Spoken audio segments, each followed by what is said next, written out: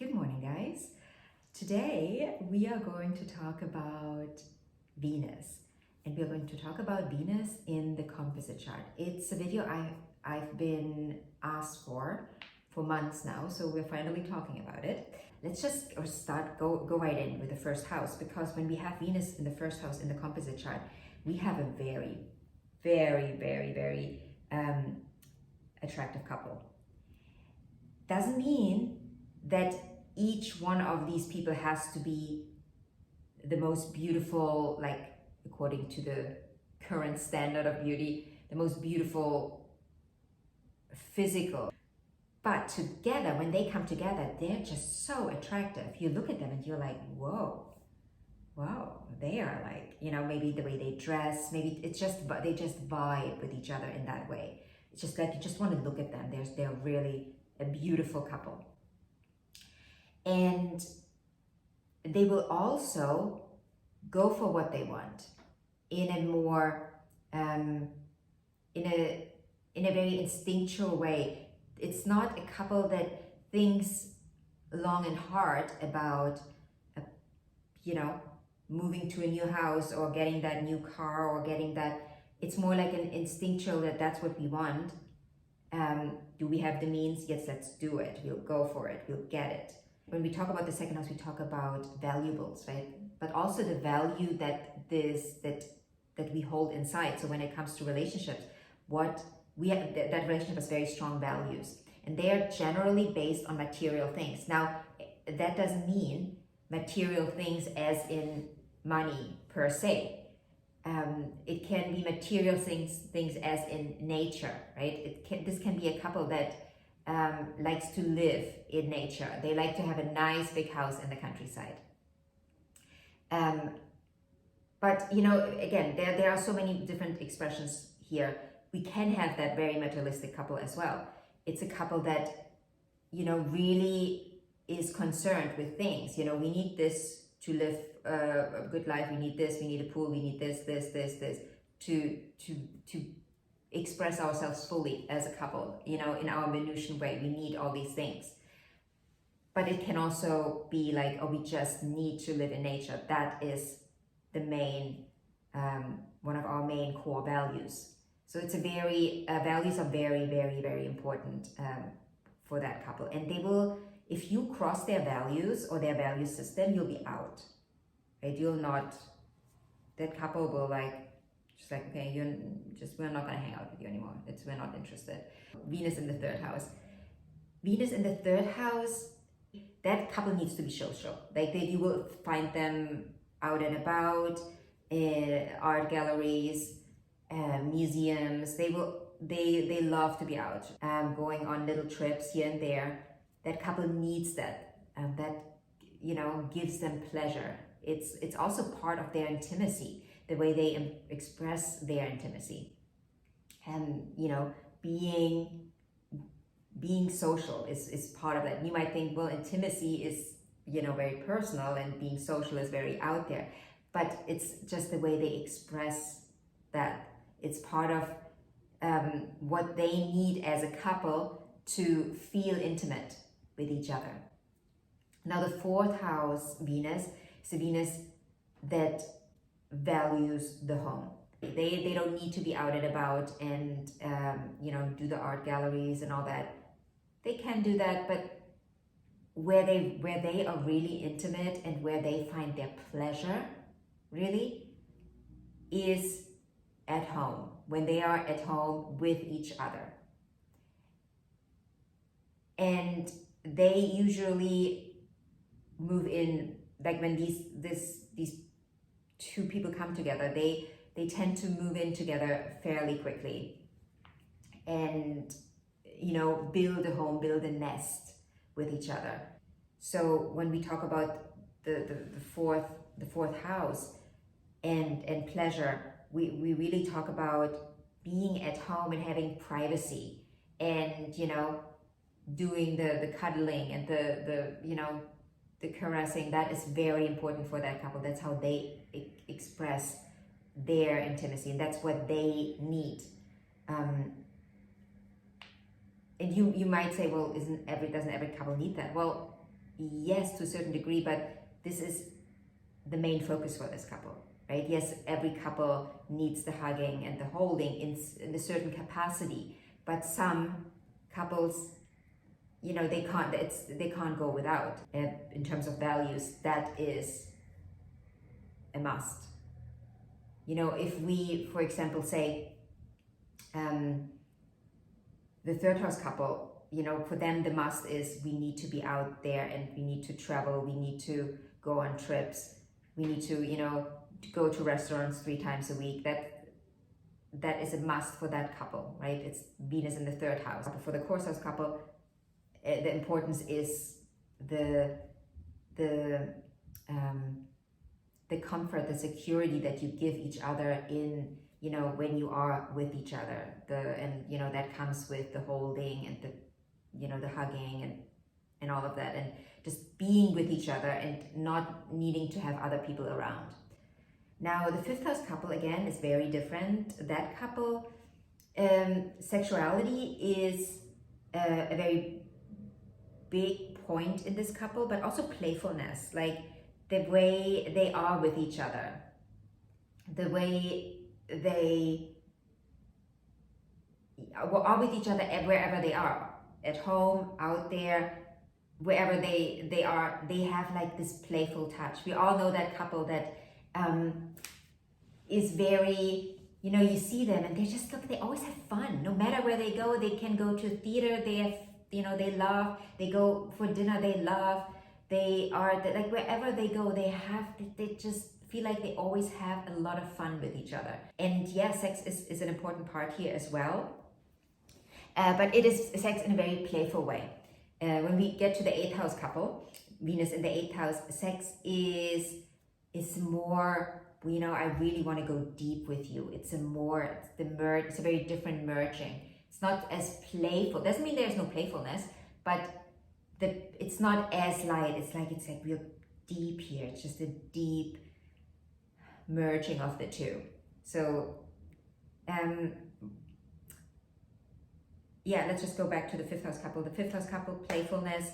You will, again, when you see them, just think, oh, this is the type of relationship I want. When you see that couple, you're like, yeah, I want that. It's fun. It's light. Doesn't mean that the couple doesn't have their issues. They certainly do. But we are talking just about the expression of Venus within that couple, right? Now, Venus in the 6th house is a bit more.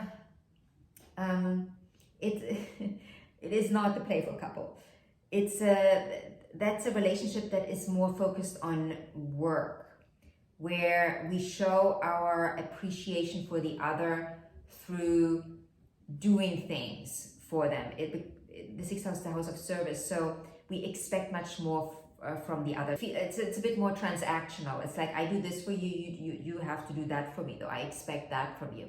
It's much heavier than Venus. The Venus is not very light. It doesn't mean that you can't make it work in that relationship. Again, you always, when you see a composite chart or when you look at the composite chart, you have to look at the synastry chart to understand. When you see the Venus in the 6th house, well, is the Venus in the synastry chart, in each natal chart, is that Venus, would that Venus be happy with that? Can that Venus make this work? Or will that be a big challenge for that Venus? Because that Venus might be let's say we have a natal chart, someone with a Venus in the 5th house in Leo. Now, that Venus will have a harder time with a composite 6th house Venus, right? That relationship will feel like really heavy for that Venus, and it might be harder to accept the shores and to, doing all these things. Again, you can make everything work. The question is, are you giving yourself up? Are you still being fully yourself within that relationship then? And some couples, some couples love that. Some Venuses, if your Venus is in Virgo, that's a 6th house Venus in a composite chart, for you will feel very natural. you will thrive in that relationship, as you know, the Venusian part of you will thrive there, because that's how you naturally express your Venus. But you know, if you're Leo Venus, then it will be more challenging for you. Now we get to the 7th house. The 7th house composite chart is not how the two people generally relate to each other, but how the relationship relates to others. How do you relate to friendships, like close friendships? Venus in the 7th house loves, you know, being with them, sharing food with them, going on holidays with them, going for dinners with them, going to the museum with them. You know, that it's a couple that needs that. Now, 8th house couple, we can get very obsessed here. Big passion, very passionate couple. In the bedroom, things are generally really gelling. Like, just we have bedroom fun that is next level. It's not as playful as we have it in the 5th house with the 5th house Venus, but it's just like, it's almost like a grown-up version of it. It's just, we are going really deep, we are merging with each other. And that's also where the obsession comes in, because when we can go so deep with someone, we, you know, it's almost like, it's like they are us. There is like an ownership kind of subconsciously coming in, where it's like, this is my person, and they can't, you know, jealousy is a big topic for this couple as well. And that jealousy is often not expressed generally in a direct way, but more, it's an undercurrent that is always present. So it can be a very beautiful Venus to have in a composite chart, but it can also get too intense. So if, again, you have to look at your own chart, how do you express your Venus, how do you handle an 8th house Venus, you know, that it depends. If your Venus is in Scorpio, you will handle that perfectly. That's what you want, you know, you're looking for that's the thing for you. You actually need that in a relationship to really thrive. You will love that. But if your Venus in your natal chart is in Virgo, that Venus in the 8th house can be much more challenging. 9th house Venus, couple loves to travel, like far and long. Also a couple that likes to, it's a very intellectual couple. They love to talk about philosophy. They love to talk about religion. Religion is probably a big topic in that couple's life. You know, either they are very religious, or, you know, we have two different religions come together, and we, you know, maybe there's a converting to the other religion because we love that person, so we do that for the other. Generally, it is an easier, and when I say easy, Venus is not a planet that is generally difficult, but it is a very easy placement.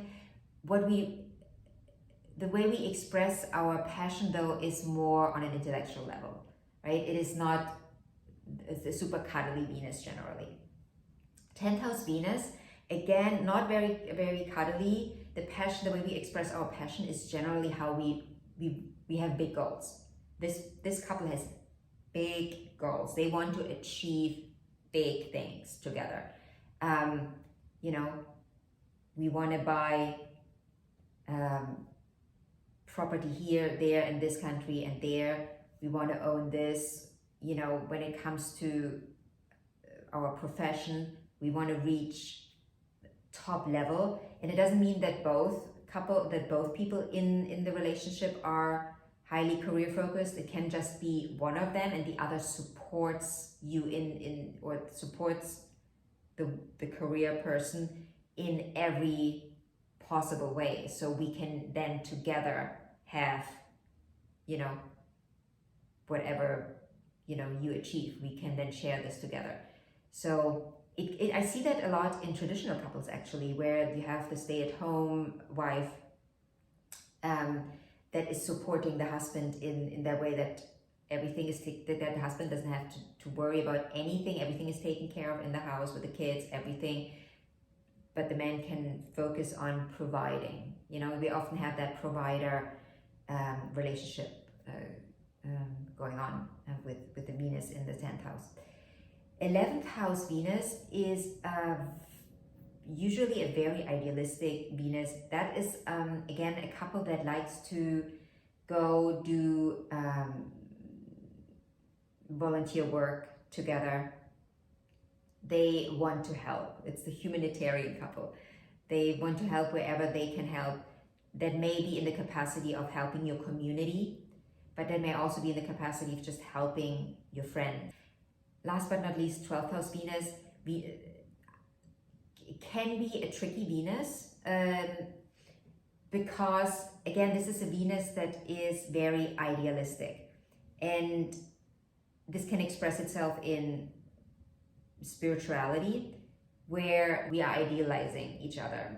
They don't like to deal with reality, which can, obviously, since we live on planet Earth, can be a problem. But this is a beautiful Venus for a couple that, that wants to live that alternative lifestyle.